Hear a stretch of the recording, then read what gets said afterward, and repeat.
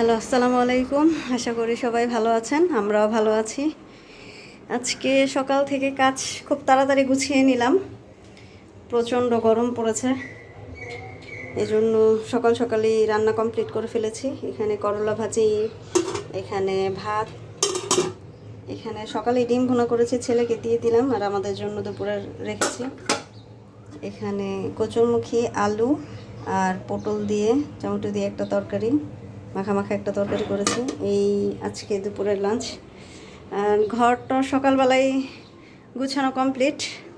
এই হচ্ছে ঘর আমার, খাট গুছানো শেষ। খাটটা একটু এলোমেলো হয়েছে, ছোট বাচ্চা যেহেতু আছে, খাটটা ওইভাবে গুছায় রাখা হয় না সব সময়।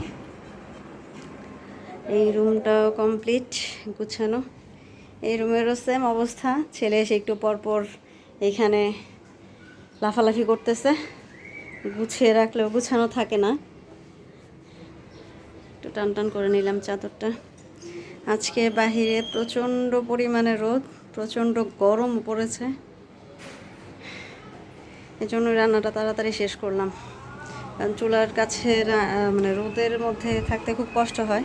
আর ওই পাশটা দিয়ে যেহেতু আমার পশ্চিমে রান্নাঘর, খুব রোদ পড়ে, আর চুলারও একটা তাপ লাগে গায়ে, খুব কষ্ট হয়। এটা আমার বারান্দাটা গুছানো। এই যে বাইরের ভিউটা দেখিয়ে দিচ্ছি। এখানে ছেলে স্পাইডারম্যান দেখতেছে। কি দেখতেছো বাবা তুমি? স্পাইডারম্যান তোমার ভালো লাগে? ও আচ্ছা, চলেন আবার পরে আসছি।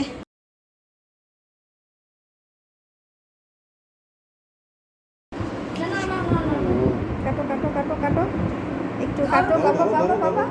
ছোট ছেলেটা রাগ করছে, এখন আর কেক কাটবে না। বাবা একটু একটু একটু একটু বাবা, একটু একটু কেটে ফেলো, একটু কাটো। এই যে তোমাকে ভিডিওতে সবাই দেখছে বাবা।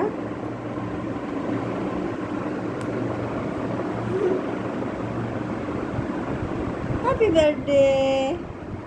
Thank you. ঠিক আছে, চলো।